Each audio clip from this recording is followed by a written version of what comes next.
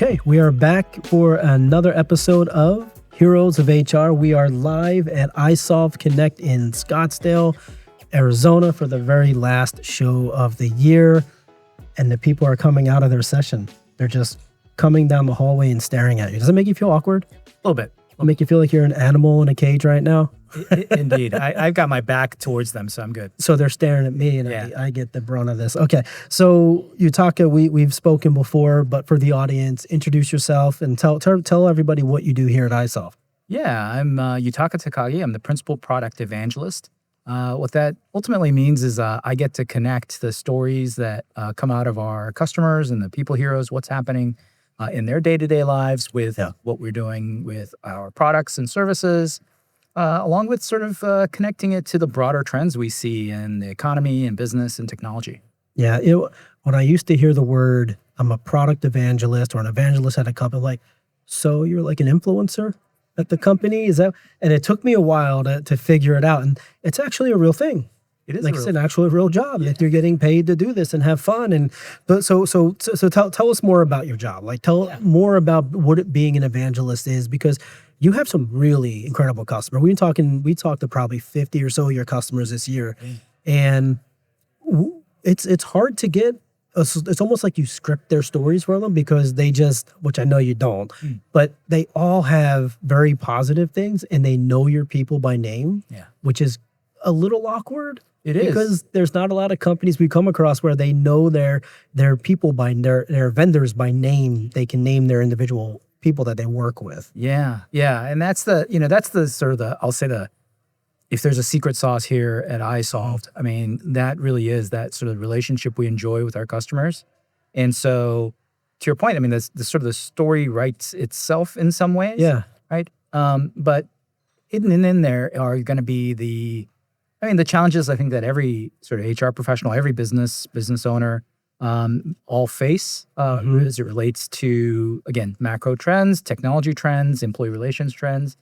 And so, again, part of my role is to kind of look across that, what's happening across the industry, as well as what's happening with our customers, to be able to, again, help influence what we do as an organization to help them out. Yeah, I have come to the conclusion that if I ever stop podcasting, I want your job. All right. It doesn't have to be here. I just want the job. I want to be an evangelist and be that likable person that people care about, right? So, all right. So let's talk about, you mentioned macro, micro trends. What are the trends? What's the macro trends you've seen throughout this entire year?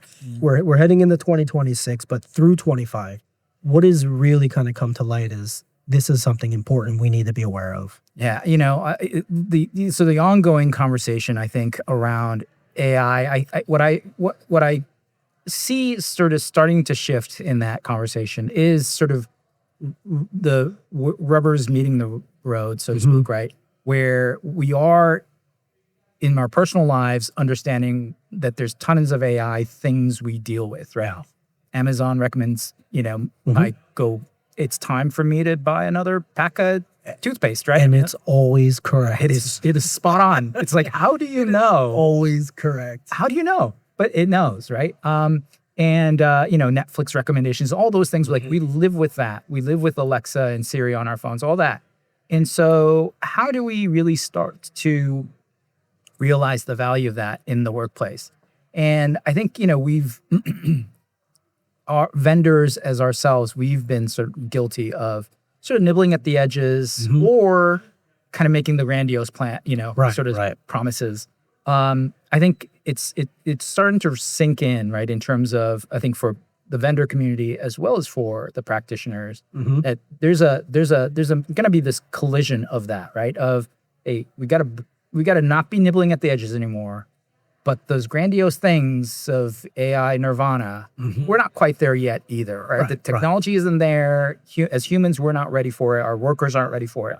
So how do we bridge that gap and to start to realize real benefit out of that? Right. And so we're starting to see that, I think, and that's probably the sort of the number one topic of conversation we have. Okay. Yeah. So the for me, and tell me if you're seeing it differently or what your thoughts are here. I think next year, 2026, is the year of outcomes. We have to see outcomes with everything that we're doing in 25. And I also, and I'm really curious to get your thought because you see a lot of this and you're talking to a lot of customers. You're right. We live with AI, even if we don't realize we live with it through Siri and all the other stuff. At what point in our world, and say our world meaning HR tech, work tech, when does this just become synonymous with work? When is it behind the scenes and it's just there and we don't know that it's there? It's just there. Yeah, I think that's, we're still in that mode of, I think, of like trying to tout like every little bit of like, oh, I guess we can, this little algorithm or this little predictive metric or, oh, here's a space where I could just enter natural language and it understand. And we trying to tout all those things. I think exactly to your point, like it has to just become a natural part of the sort of the ecosystem of the tools we use. Right. I honestly think it's still a little ways out. I think there's a lot of still sort of, just marketing fluff out there, right? And sort of, and just sort of the competitive environment that we're in as vendors, we kind of feel like we have to sort of outdo each other on a regular basis. I do think that to your point, this idea of focusing on outcomes, and that's something that we've really tried to do, right? And with here at iSolved is, hey, great people outcomes help drive great business outcomes. Right. And when you have great business outcomes, some of that is going to trickle back to the employee people outcomes, right? So you do good things as an employer for your people, that generates, say, greater profits. Some of those profits are going to return to, say, fund a 401k match, right? I mean, those and it just becomes this virtuous cycle. So where can we apply AI to that, right? So to your point about like, hey, I have AI in my day-to-day life just as an employee, as a consumer, I have AI in my day-to-day life.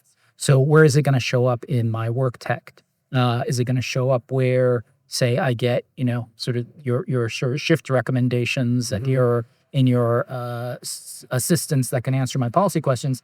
And can we start to do that as vendors where it's just, yes, it's there. It's just there. It's just there. And it's not like this thing with a cute logo or whatever. Right. It's just there. And Powered by. Exactly. No, it's just there. It's just there. And it's understood to be intelligent and learn, right? We no longer need to say, go on the World Wide Web.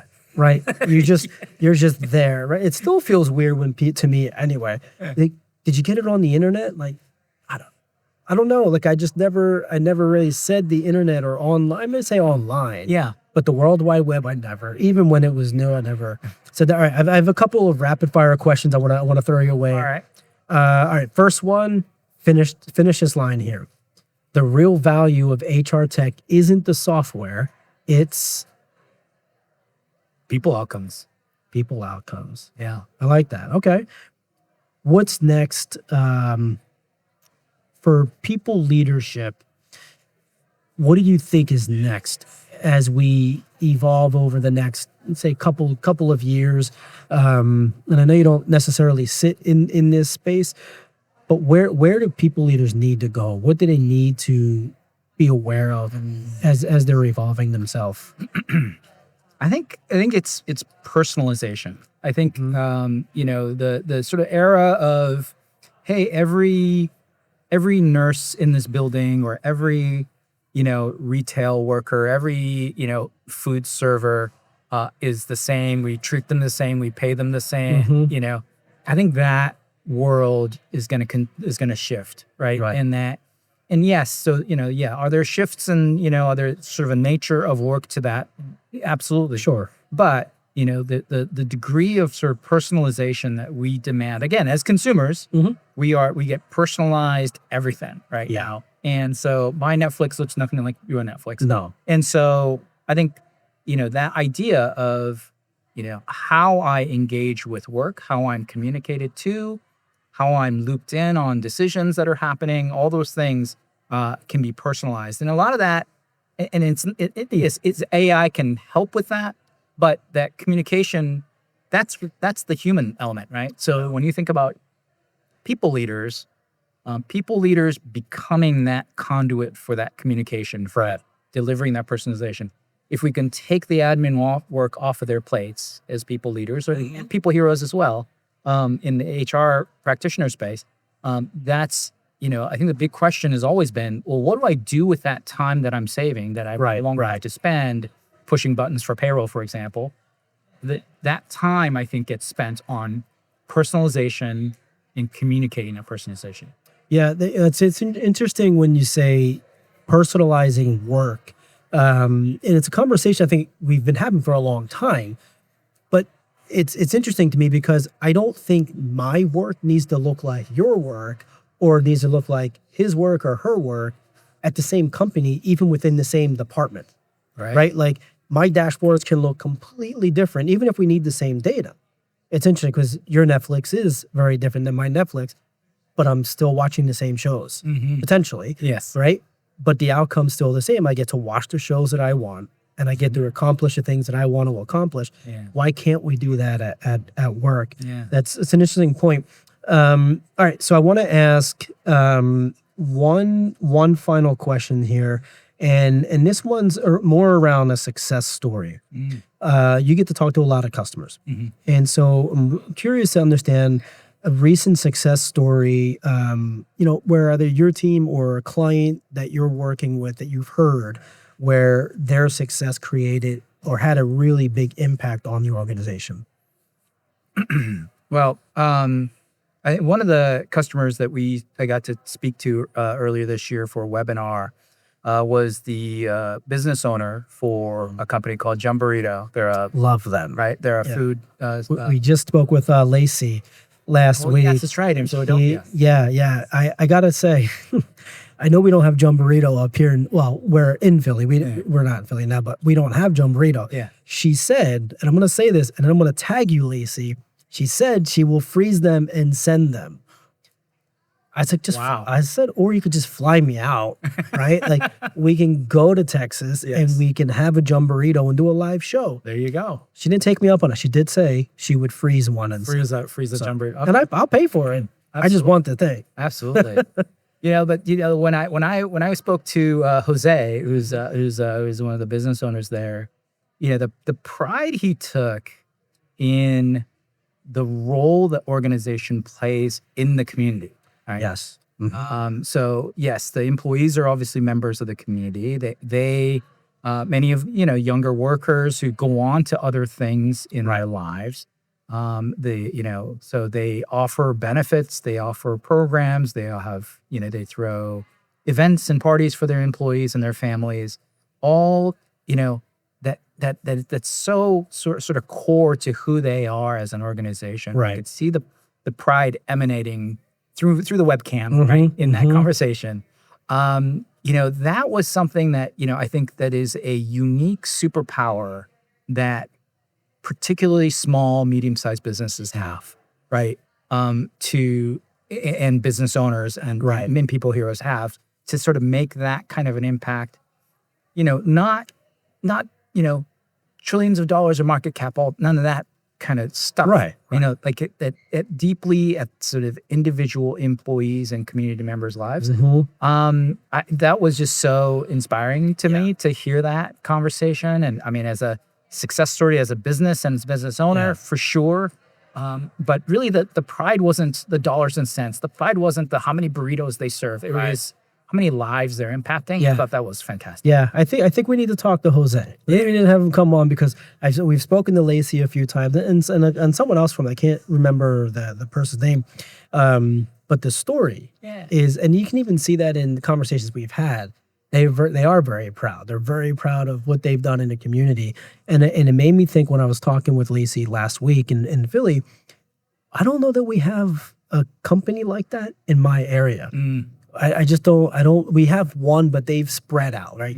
They're across like 5 or 6 different states now. They're $9 billion plus in revenue and all of that. But they started out that way, right? Like just a small little convenience shop. They added again.